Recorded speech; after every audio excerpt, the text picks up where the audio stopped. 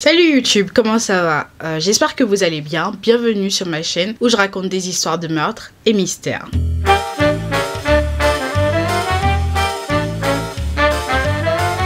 Alors, petit disclaimer avant de commencer, je tiens à vous rappeler que ce contenu s'adresse à un public averti. Ce contenu est déconseillé au moins de 12 ans. Alors avant de commencer, je tiens à vous rappeler qu'il est important de vous abonner à cette chaîne si vous aimez mes vidéos, d'activer la cloche de notification et surtout de venir me suivre sur Instagram et de venir peut-être suivre du coup mes lives dont je vais vous mettre les informations là, mes lives Twitch, YouTube éventuellement, etc. Donc je vais vous mettre toutes les infos là, je ne vais pas refaire un monologue de je sais pas combien de minutes là-dessus, je vais tout vous mettre là et let's get into l'histoire d'aujourd'hui. Alors aujourd'hui, nous allons parler du décès d'une petite fille, nous allons parler du décès de Elizabeth Olsen.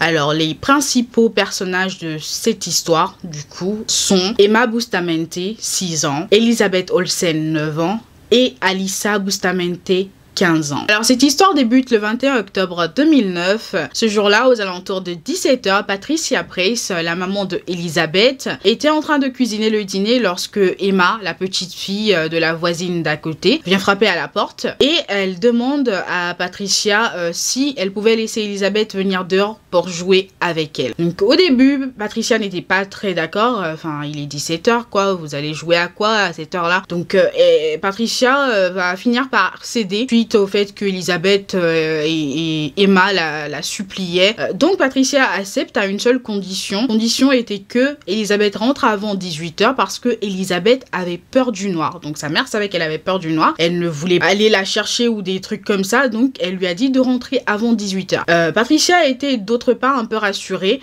de laisser sa fille partir parce que elle savait que sa fille partait avec son téléphone portable et qu'elle pouvait joindre sa fille au téléphone. Le problème c'est que 18 h, 19 h, sa fille ne rentrait pas. Elle savait que sa fille avait peur du noir.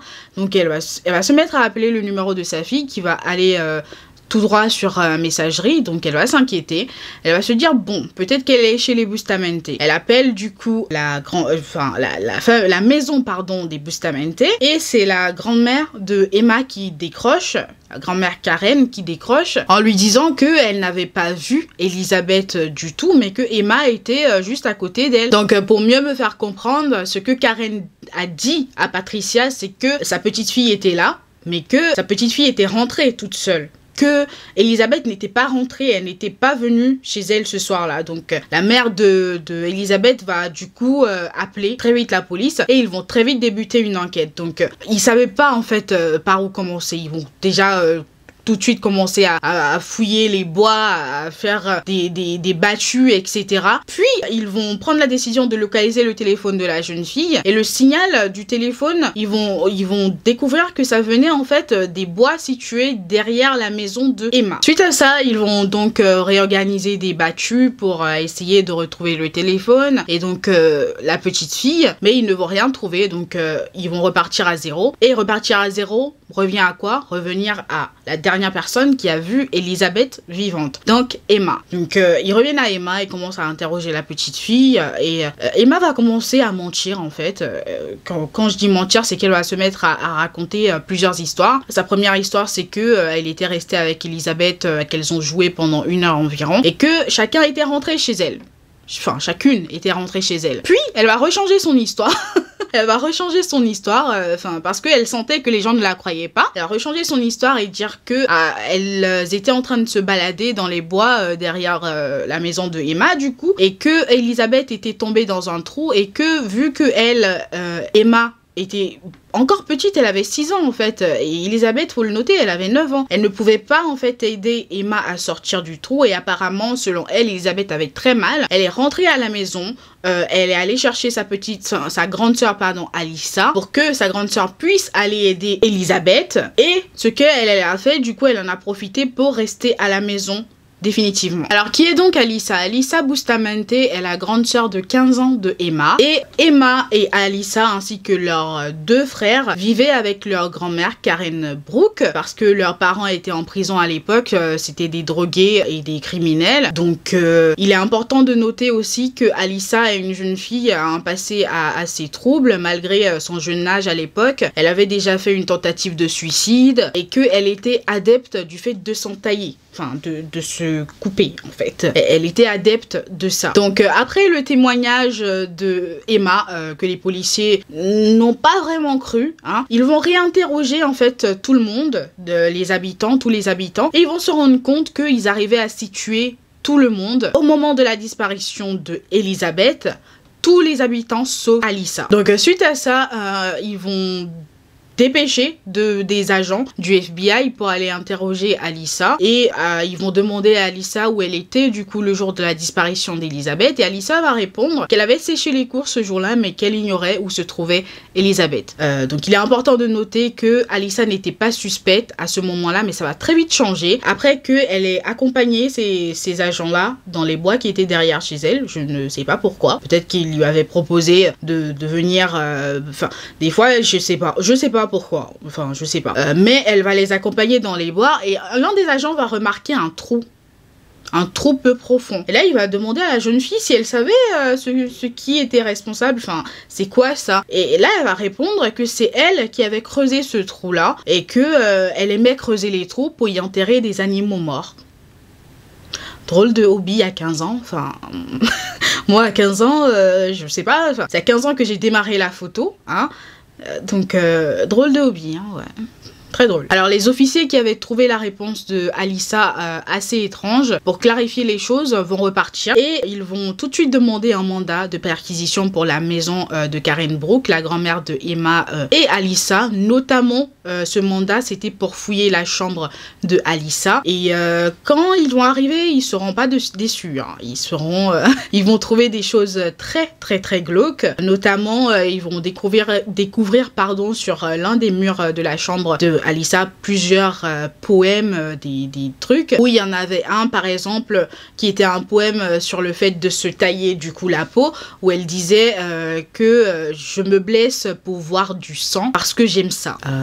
Ok. C'est là que les officiers vont se rendre compte que Alyssa était fascinée par le fait de blesser les gens, de tuer les gens, mais surtout de se faire du mal à elle-même. Sur un autre mur de la chambre d'Alyssa, ils vont retrouver un dessin d'une personne égorgée avec des blessures sur le bras, le bras taillardé en quelque sorte, les bras pardon taillardés en quelque sorte. Et à côté de ce dessin, il y avait écrit Emma. Ils vont aussi découvrir que Alyssa avait pour but de faire du mal à sa propre famille, donc à sa petite sœur, à ses frères, à sa grand-mère. Et ils vont aussi découvrir dans sa chambre son journal intime. Et sur l'une des pages de son journal, c'était écrit qu'elle avait envie d'incendier une maison avec une famille à l'intérieur. Ils vont aussi retrouver certains mots qu'elle a écrits dans son journal qui disaient, je cite, « Si je n'en parle pas, je le garde pour moi et quand j'exploserai, quelqu'un mourra ». Ceci a été écrit une semaine précisément avant la disparition de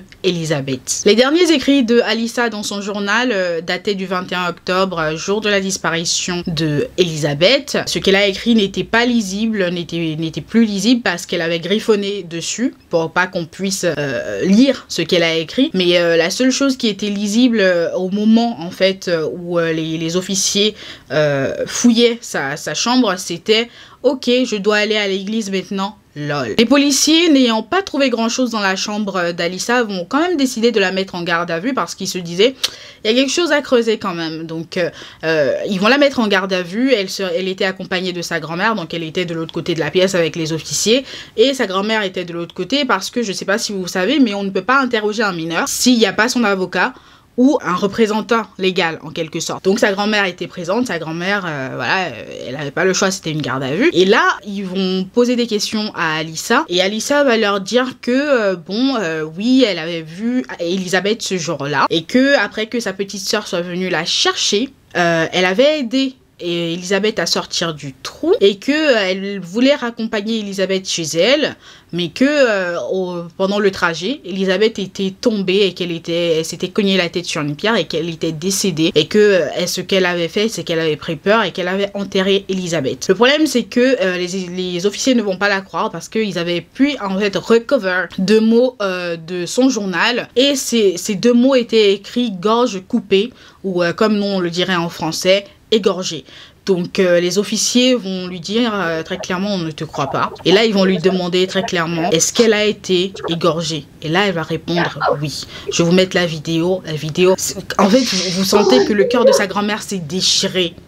Elle s'est mise à pleurer. Non mais en fait vous sentez la douleur en fait de la grand-mère. Et là elle était obligée en fait de sortir de la salle d'interrogatoire parce qu'elle ne pouvait pas supporter de voir sa petite fille. Enfin, c'était insupportable en fait pour elle. Alyssa va donc avouer ce qui s'est passé. Elle va leur raconter qu'elle avait demandé à sa petite sœur Emma d'aller chercher Elisabeth pour jouer. Une fois Elisabeth a tiré hors de chez elle, Alyssa a demandé à Emma de rentrer à la maison. Et elle a dit à Elisabeth qu'elle avait quelque chose à lui montrer dans les bois, mais que c'était à 15 minutes de marche. Ce que Elisabeth ne savait pas en suivant Alyssa ce jour-là, c'est que Alyssa cachait un couteau de cuisine sur elle et que surtout elle avait déjà creusé une tombe pour Elisabeth 5 jours auparavant. Donc une fois près du trou, Alyssa va commencer par étrangler Elisabeth, puis elle va la poignarder dans la poitrine 7 fois avant de finir par l'égorger, puis l'enterrer dans le trou qu'elle avait déjà creusé et elle va recouvrir du coup son corps avec des feuilles mortes. Par la suite,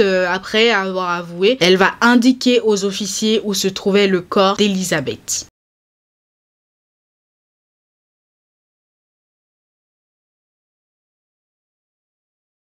Donc suite à tout ça, le procureur va décider d'inculper Alyssa de meurtre au premier degré.